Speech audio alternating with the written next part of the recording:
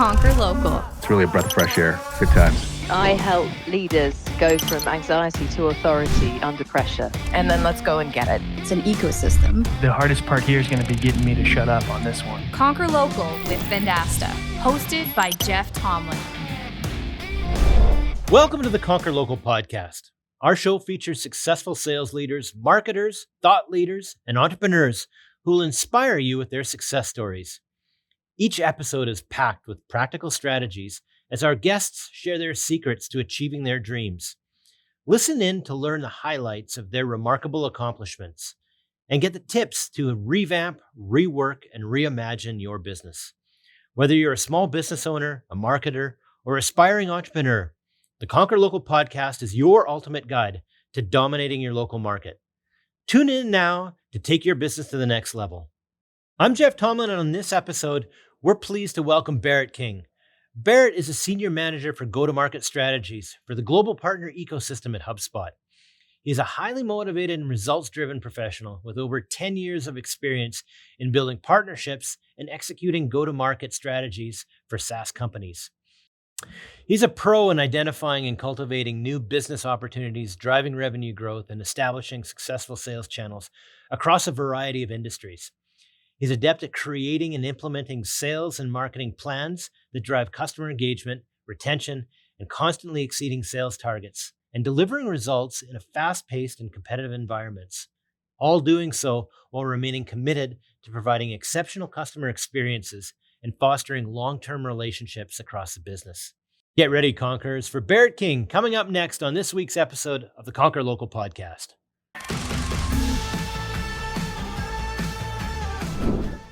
Barrett King, welcome to the Conquer Local podcast. Thank you for taking some time out of your busy day and your schedule to spend a few minutes chatting with us here. It's my pleasure. I'm excited to have a chat and get better acquainted. This will be a fun one. Yeah, Barrett, I'm a big HubSpot fan. In fact, there's a internal joke going around constantly about my fanboy nature. Whenever I bring up, well, HubSpot does this, everyone rolls their eyes, and so, yeah. And now they start parroting me. But the truth of the matter is, for years now, HubSpot's done a great job of building a culture and a learning brand, a brand of sharing, all the stuff that you guys did and helping other people become successful. And if anything, it's probably one of the most helpful companies and helpful brands out there. And it's something that I aspire to build. I think one of the things that we did really well early on, just to comment on that. Oh, first off, I should say though, do you have an orange shirt you can wear next time? Because you're not a true fanboy if you don't have an orange shirt with like a giant sprocket in the middle of it. I do, but that would bring a little too much ridicule if I wore it. So I just keep it in my closet and I look at it once in a while. That's fair. Take selfies or whatever. Yeah. Yeah. I think what HubSpot's done really well, we generally speaking, we democratize this idea of education at scale. And so we were very intentional around recognizing that our customers would be more successful, our users, just everyone throughout the entire life cycle of a HubSpot interaction would benefit by consuming content that helped them get better. And then I think ultimately, just to be really, I guess, tongue in cheek about it, it makes sense from an SEO perspective too. If we're giving away free content and helping people to learn and get better of our platform, it just helps us increase the message reach and improve the way that folks adopt inbound as a go-to-market. It worked really well. Something seems to be working over there. And I have a pretty good idea what. And so anyways, it's great to have you. You had an interesting analogy about how you got into go-to-market and marketing and partnerships. You want to share that with the listeners? Yeah, it's interesting. So my career is more of a generalist, right? So I'm, for reference sake, for those listening or watching, I'm 38. I graduated college in 2008 when the world sort of imploded, if you will, from a financial perspective. And I jumped into restaurants. I have a design degree. I specifically went to school for digital arts and design, but I jumped into restaurants because it was the only job I could get. It was the only opportunity that was out there. And then I was in tech for a while, then back in restaurants. I worked with a fashion photographer at one point. I did all these different things throughout my career. And then something like 8 years ago now, I landed at HubSpot. And what I've learned over the last, in particular, couple of years is that when I speak with most folks, they say things like, well, how did you get into partnerships, right? Kind of a natural question, especially for someone who talks about this stuff all day long. And I had the worst answers for years. Just like, well, I did these things and then I I ended in partnerships. And I need to get better at that story. And so what I realized is that I'm this sort of like amalgamation of a variety of different things. So I've, as I mentioned, been in restaurants and open restaurants and managed restaurants. I've been in tech. I was in marketing at one point. I was in account management. I was in sales. And what it sort of distills down to is when I think about graduation, like when you graduate college, everyone graduates, if they do at some point, some form of primary education, whether that's high school or their doctorate. And from that graduation, you get this little green mat, just like the Lego mat that we all have when we were kids. You built your like house or your whatever on. And so I think about that mat as this sort of like, and I'm going to say generally speaking, level playing field that everyone leaves primary education at. Again, you get different levels, different tiers to that, but like, generally speaking, if I say it that way, it's sort of a level field. And some folks end up having this like focus of, they got 5 of those green 6x6 bricks and they're stacked up, or like there's, 3 yellow and 2 green, and they're on their mats. And those folks tend to stay focused on those colors, and they go on they're your doctors and your lawyers, and I'm generalizing again, but your focused careers where you spend your entire lifetime developing more of that same color and shape block, and you build this really tall tower, and that's what you did with your life. I was the opposite. I had put so many different Legos and shapes and colors, and I had piled them on my mat. My mat was a little bit messy. And so what I realized is like something around, I don't know, maybe 8 or 10 years ago now, I could change the way that those blocks are structured. And so I got better and better and better at this idea of, well, what if I moved them around? What if I formed what is now, as I describe it, a pyramid? And so if you can picture in your mind here, I have a Lego mat, just like we all do. And instead of mine having a tower of a single color, I have this pile that I turned into a pyramid. And that pyramid has allowed me to grow my career, to scale up and to level up. But more importantly, I know a little bit about a lot because of my varied background. And so I'm more of a generalist than a specialist.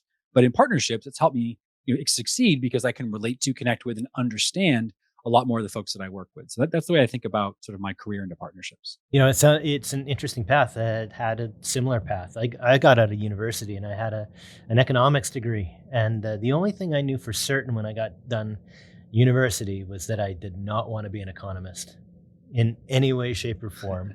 And which seemed like a bit of waste of money at the time, but I ended up trying a lot of things too, similar to what you've described, and sort of landed me in a passion for marketing, and so our paths aren't that different really. So tell me a little bit about your path to partnerships then, and So partnerships for me it was progressive. I didn't just wake up one day and say, it'd be great, I should go into partnerships. When I reflect back and look at the sort of story to get there, I spent a bunch of time when I was in restaurants early on. One of my first jobs after college was I was a host at a restaurant, which they call the hospitality manager, but I was a host. And what I realized is that in order to grow the audience, if you will, we describe it today, but the guests that were coming in, it would benefit if I could go out into the community. And so I would go to the local Fidelity office. I would go to the local, like Charles Schwab, it was a financial area in Boston. And I would just walk in and talk to the secretary or whoever was there and just say like, hey, we're this restaurant, you know who we are. We want to host your holiday parties. We want to host your team meetings. We want to host more of your events. And I didn't know at the time, but what I was developing was partnerships with these organizations where we were, putting together these very unique packages and enabling them to come in and have a very specific experience and have a set menu and all these things that we in the industry knew to be commonplace.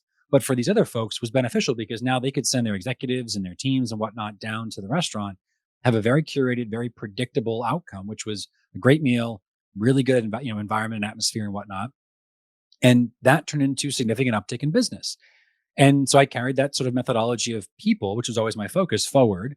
I went into a role at a company where I was developing these marketing relationships. And again, it was partnerships. We were selling regional marketing events. And so, I was going into these different regions around the country and I was selling ad spend on the radio and I was selling opportunity to do TV show appearances for the clients we had signed.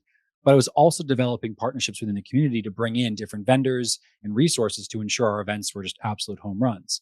I brought that forward to the next tech company I was at, where I was selling, at this point, technology back to the restaurants that I had helped manage.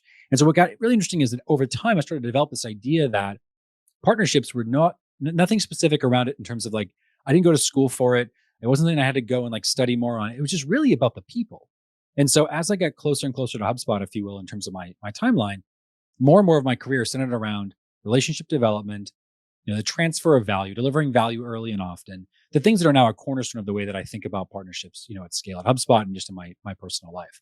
And so if I look at the kind of big picture, if you will, and I simplify this, partnerships, for me in particular, of where I've landed today, really was this sort of build up, this like hill climb, if you will, these stair steps around different experiences that fed into this idea that partnerships as a profession was really what made me feel fulfilled, because I could sell. I like selling. Sales was fun. But the reason I was good at sales was, in a top rep at times and a high contributor, always went back to because I developed really trusting foundational relationships that was about the transfer of value. I had something that I could help XYZ customer with, and I would go and do that work. And so for me, it's been this interesting progression, as I mentioned, in terms of climbing that hill and then getting to today where I have partnerships in my title.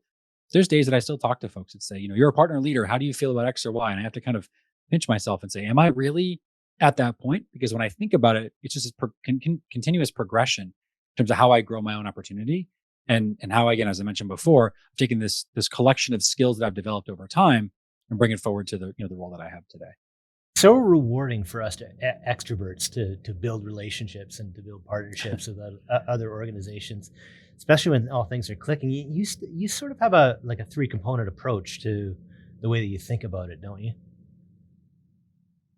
I do, to some extent. Yeah. So I think about, first and foremost, focusing on the work itself. So like studying it, being a student of it, being very intentional around, what I do every day. So like, for example, this is not meant to plug my own show, but I have a show. It's about partnerships, right? And the reason I started that show was simply because when I took on this role, I'm responsible for go-to-market strategy now. It's something that I've been around and I've been a part of, but HubSpot's partner business is a significant portion of our revenue, and it has a huge impact and touches a lot of lives and companies. So when I took on this responsibility, I take it very serious. So the first thing I did was go learn. And so I get this methodology around being a student of the work. Who's talking about it? What articles can I read? How can I go listen to somebody who's telling a story about it? And in any event, I started this show because for me, it allowed me to go and learn more effectively. I'm glad it's been helpful for other folks, but most importantly, and kind of my first tenet is this idea of being a student of the work itself. And then focusing on, in terms of like if you will, the depth of and the breadth of the work itself as well. So not being singular, you just kind of said it yourself. But when I think about partnerships, it's not one thing. There are supporting roles. There are a lot of folks that do work that is hyper focused on a specific set of skills. But for me, in go-to-market in particular, it's very abstract. I work with marketing, I work with sales, I work with CS and product. I work with a variety of folks across the organization and in the market. So it requires that I've got this flexibility, but also depth in that work. And so it's a kind of second piece for me. And the third is really interesting because it's about remaining in this place of being a trusted advisor, really focusing on the things that are important to my audience, which means I got to listen. And so I'd say, in its simplest form, it's actively listening to the market, to the partners, to your team. But I think more important is remaining in a position where you can facilitate the connection of those different folks. Because partnerships is not just about, do you sell more software, service a better customer? There's a vendor relationship. Partnerships, in my opinion, are developed between every individual we interact with, in particular in B2B SaaS. And so fundamentally, for myself as a kind of third tenet, I focus really intensely, if you will, on this idea of being a thought leader and a trusted advisor to those around me, so that when we do things together, I'm bringing the background of my studies and the knowledge that I've gained and things of that nature. I've got some depth and some stories and some time in seat. And then because I've been so directive and I've listened, ideally I'm delivering as much value as possible through each one of those interactions. What you're talking about really resonates with me in the early stages of our company. We decided to sell through channel partners, from the very beginning. So creating partnerships was really, really important to what we did, and the process that we went through was really, really important. Interestingly enough, like at the end of the day, what I found out, in the marketplace is that there was a lot of people that we were competing against at the time that were really bad at creating relationships. And some of the things that you're talking about, they seem like really foundational things in order to create a relationship with another person, another business. And but there's a lot of people out there that don't get it. And so for the people that get it, it's really it's easy to create an advantage in the marketplace when you're trying to create tight relationships. So like in your point of view, what are some of the hardest things in creating partnerships in today's ecosystem? Because things are always changing, and then the not just the business climate, but also the technologies and the way people interact with each other. than they did in a few years past. So, what are some of those biggest challenges that you're seeing in creating tight partnerships now? I think you hit on one of the first points that's top of mind for me, and that's how dynamic things are right now. There's I don't know who to quote on this. There's something I read the other day. Forgive me if you're listening to this and you're that person. Thank you for saying this, but they were talking about, as an article I read, they were talking about how things are moving so quick, and that people are talking about the future constantly. Here's what's next. Here's what's next. Right? Go look at AI. Go look at all these different things that are, I think, in some ways driving innovation, but also hindering is probably the right term, but slowing down perhaps progress in terms of deep relationships. So the first is like everyone wants to move fast, and I think that's it's a good thing for technology. Sometimes it's a hard thing for relationship building and partnerships. The other thing, from a programmatic perspective, is very specifically there's typically a significant roadblock in terms of total business buy-in to partnerships and how to win, because it's not a direct correlation between action and output. It's action, time, development, more work, more action, results, a little more results. Like, it's kind of long tail experience with partnerships. There is a quick time to value. There's some tangible ROI you can get. I think that's one of the kind of primary things that I see most often in terms of just, market headwinds. And the third would be, I think, probably the most common, which is that people don't understand that partnerships aren't single dimension, right? So, like, we can use HubSpot. We started there. HubSpot has a great partner program. When we talk about it, even internally, we say partner program. And for some folks, that means agency partnerships. For some folks, that means integrations. Some folks, it's app partners. Some folks, it's strategic, kind of the upmarket, if you will, those more, ISVs and folks of that nature. So I think what's important is identifying specifically what partnerships means to you, defining that in your organization and sticking to it. So I think about that as setting a guiding light.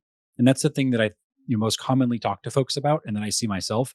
It's just that in terms of a challenge, it's this disjointed experience. We're going to go to market over here, go to market over there, but really clearly defining, is partnerships our go to market or a part of our go to market? And it doesn't have to be, sort of one statement that you make. That could be geo specific, that could be vertical specific, but defining the swim lanes is that kind of third pillar in terms of challenge that I see a lot of folks struggling with.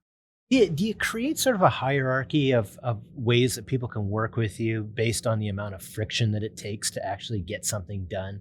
What we found in the past is you can propose strategic partnerships with businesses, but then, when everybody goes home from a discussion, a conference, everybody's really busy, and the more friction, the more work it takes to move something forward, less likely it is that it's going to happen.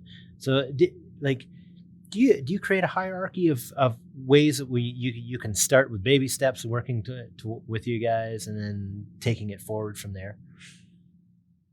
In terms of building the actual program and the partnership itself, is that how you're thinking about it? Yeah, that's what you have to look for the gap first. You got to go look at its very core. What is the thing that you are doing in tandem with this partner that delivers value to your customer? I talk about that as the intersection of value.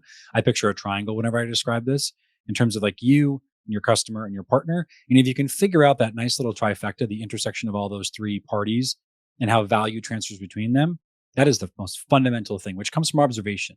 And I think the challenge is that most folks want to make the assumption, business leaders, CROs, CEOs, et cetera, that they know the answer. Love a good CRO. It's we're going to do this, and this is the only way to win. I think you have to listen to the customer first. I go, in my opinion, to the root of the problem or the root of the solution. And I say, Mr. and Mrs. Customer, what are you focused on? What are you challenged with? What are the things that you need done to service our platform or help you grow your business that we're not actively supporting you in? Those are my earliest partnerships.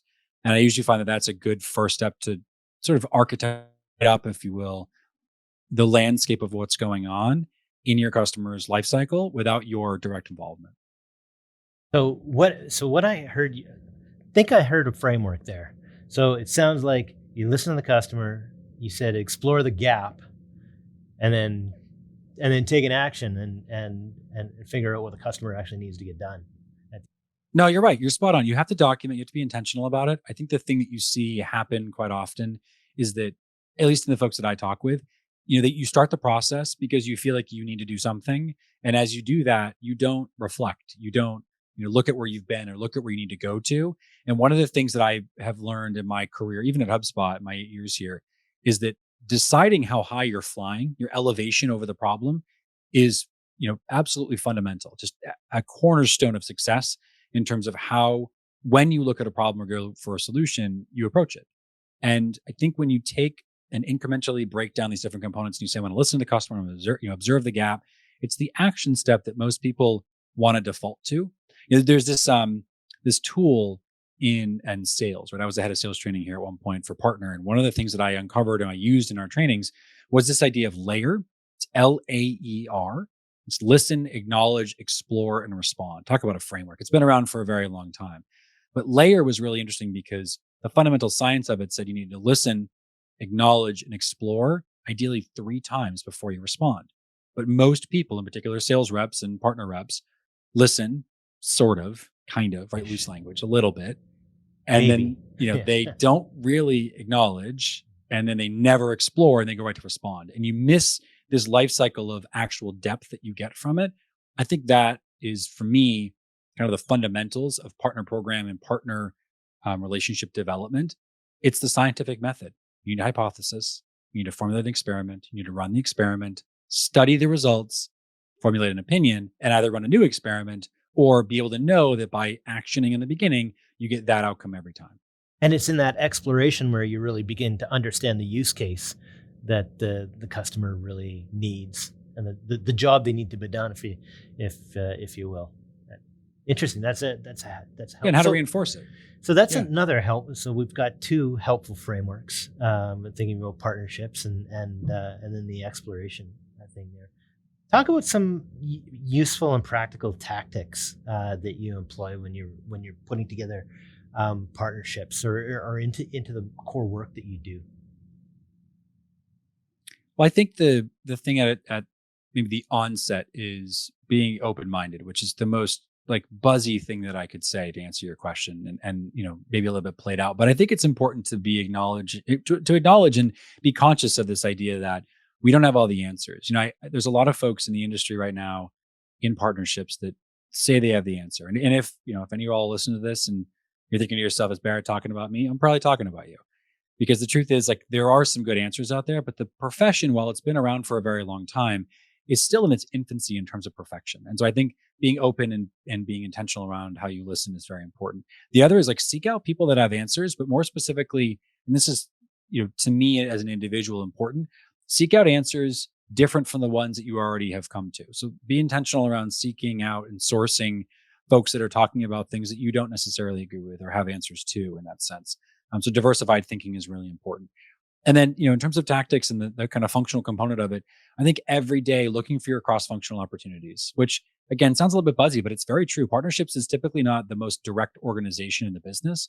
While you are working with another organization, because of that, there's a proximity challenge, which is that they don't work for you.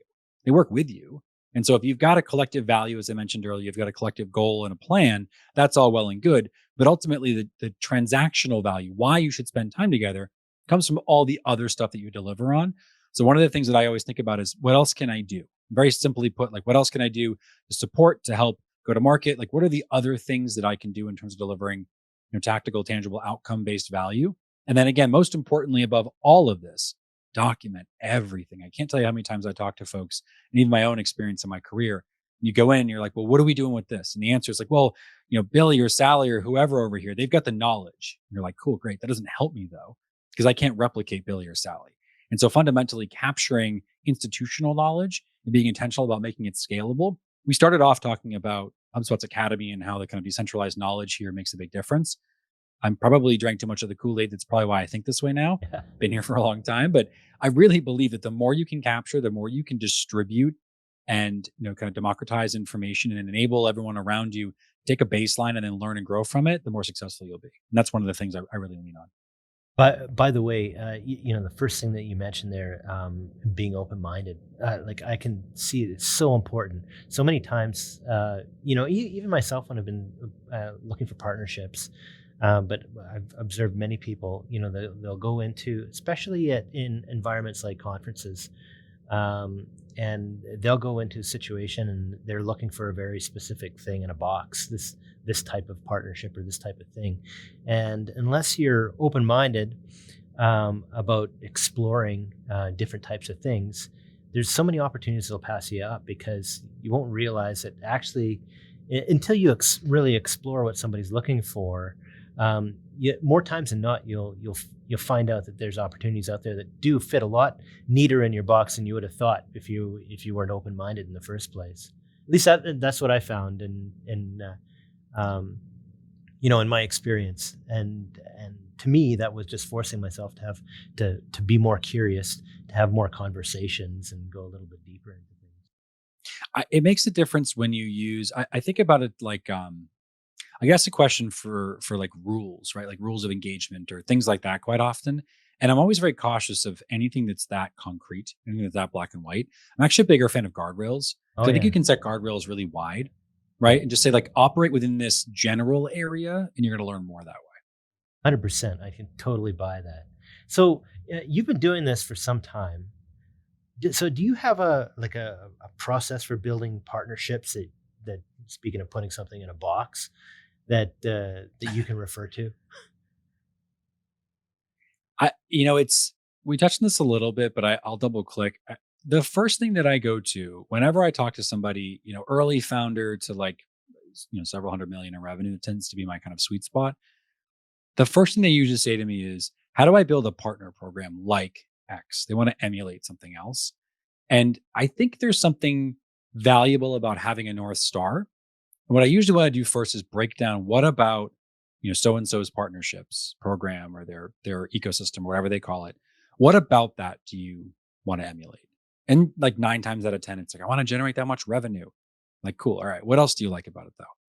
And I try and break down, I think about this in very small pieces. I try and break down the things that are incrementally, but fundamentally most important to the organization is trying to go and build something like this. And, I think there's probably a stat around this, but 7 to 10, 8 to 10 times, they want to talk about revenue. How do I generate more revenue?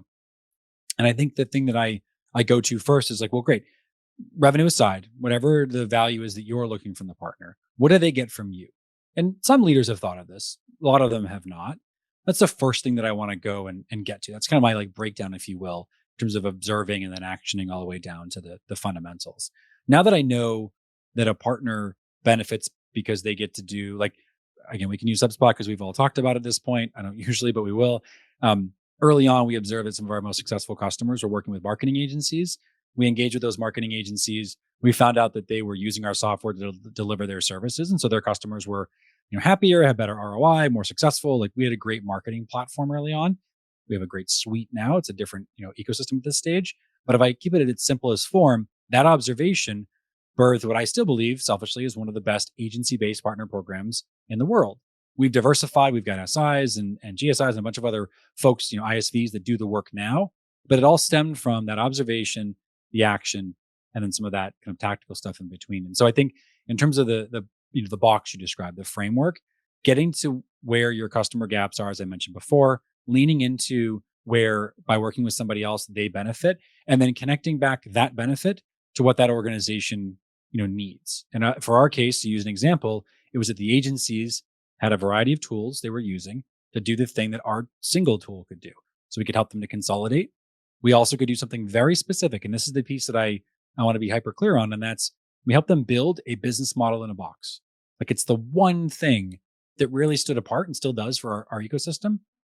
And that's this idea that, by working with our tool, you can build inbound services, as we've called them for years, that are scalable, repeatable, predictable. They are high margin. People do really well, and they deliver an outsized amount of value to the end customer. And so naturally, if I'm an agency or system integrator or some sort of a consultant in the CRM, marketing, customer service tool space, why wouldn't I want to work with a company that has figured out not only how to solve for the customer, as I mentioned early on, how to deliver value to me, the actual partner, but the third piece, make it easy. So many people want to go and engineer some big, burly, whatever. Just keep it super simple. And, there's a guy, Blake Williams, he's in the partnership space, brilliant guy, who's on my show a long while ago. And he had a very specific comment. He said, you don't own your customer's trust. He said, your partners own that trust. You get to borrow it, add something to it, and deliver it back through those partners to those end customers. And that really stuck out to me as the kind of cornerstone, the fundamentals of how do you really build this thing from the ground up. I saw great framework. Speaking of another framework that Mark Roberge was talking about in one of his chats, where you measure go-to-market fit by your go-to-market channels and then your customer segments. You look at the unit economics and you figure out in which areas, channel market and product and customer fit, where you have go-to-market fit and where you have product market fit, and then you focus in those areas. And the primary channels, so you've got direct, like an inbound, you've got outbound, you've got partnerships. I was going to ask, clearly building a robust inbound, the unit economics around inbound are amazing. It takes a long time to get there for a lot of people, because you've got to build the content and you've got to build that moat. That takes an investment. Outbound is great because you're picking your customers, right? But there's an art to it. I'm just wondering, on when you look at the unit economics around partnerships, how do they stack up in terms of volume, in terms of efficiency to the other go-to-market motions? I've seen metrics in the 3-to-1, 5-to-1, 7-to-1 return, just in terms of outsized opportunity set. What's interesting is that it's all relative to the sophistication and size of the organization. Yeah. And so, like, HubSpot or a similarly sized company, the returns tend to be different as you get bigger, right? It's the same as any motion is in any go-to-market, dependent on size. Yeah. But fundamentally, if you look at its core, partnerships should represent at minimum 3x. I would say 3x. If your direct team is carrying $1 million quota, your partner team should carry $3 million. Because theoretically, if you're doing your job right, those partners should be delivering a 2, 3, 4, 5x return against every dollar. What's interesting is it's not always the case. It all depends on how much surround sound you're building around those partnerships, and then how much, frankly, those partnerships are meant to deliver back to you. If it's a pure resell, distributor reseller relationship, it's usually a pretty high multiple. That's where you get your like 6, 7, 8s. You haven't even seen 10s, like 1-to-10 ratio, which is bananas. Wow. When it's much more, like migrate, implement, integrate, more people heavy, human capital centric, the ratios go down. That's where you get your like 2, 3, 4, even 5-to-1s. Still incredible, because if you imagine you can hire, one Barrett, and Barrett can produce 3 times what the nearest direct sales rep does, or marketing dollar does, that gets really interesting really quick. Very, very interesting. So, one takeaway, one bit of advice you have for someone that wants to build a partnership program or focus on go-to-market. What's the one piece of advice you want to leave behind? That's interesting as a parting thought here. For me, I think it's I don't want to do the whole like David and Goliath thing. I think it's an easy analogy. I think it's more selfishly, like what I've done is learned a little bit about a lot. It's made me good at business. It's helped me in my career. It's helped me develop strong partnerships. I like to read. I like to consume information. I like to learn. I watch, crappy TV shows, and I spend my time doing meaningless things too. But I try and think about it in a very simple way, which is it's about work-life blend. There's no balance. And, if I bring that forward, I say there's no balance because balance implies everything is 50-50, and it's not. Some days I work harder. Some days maybe I don't work enough. I bring that into partnerships. And that's the thing that I would encourage as kind of like a founding thought of how do you specifically lean into it? Go and learn a little bit about business, learn a little bit about marketing, a little bit about sales. Don't spend every waking second doing it. That's why I said it's not about balance in terms of every day I'm going to learn all these things. But I spent my life learning a little bit about a bunch of different things that I can bring into go-to-market conversations, because fundamentally, go-to-market is such a diversified role. The fact that I know a little bit about product and how to build, a little bit about marketing, sales, yes, those different components come together off my Lego mat into my Lego, pyramid I described earlier on, and gives me a leg up to be more valuable in every conversation that I have. Well, so build your mat is my takeaway. For a short talk that had an awful lot of takeaways in it, that one note is a great note to end on and a great takeaway for anyone that wants to build the partnerships program and focus on go-to-market. I thank you for your insights, and thanks for taking some time out of your busy day to share with us in the Conquer Local podcast. If people want to get a hold of you, Barrett, how do they get a hold of you, and how do they follow up on you or follow up with all of the cool things that you're doing? Yeah, LinkedIn. I think for folks like us, it tends to be LinkedIn. When you search Barrett J. King on LinkedIn, you can find me directly there. Feel free to DM me. I'm happy to have a chat. I talk to a lot of folks that way. I also have my own show. It's called Outcomes. You can find it on all the popular things you'd expect. YouTube, certainly, Spotify and Apple. It's it's about partnerships, and I focus on having diverse conversations with folks that have been there, done the work, and really have a story to tell about it. So you want to learn about partnerships, you go there. You want to chat with me, go check out LinkedIn. Sir, it's been a privilege spending a few minutes to chat with you, and great to get to know you.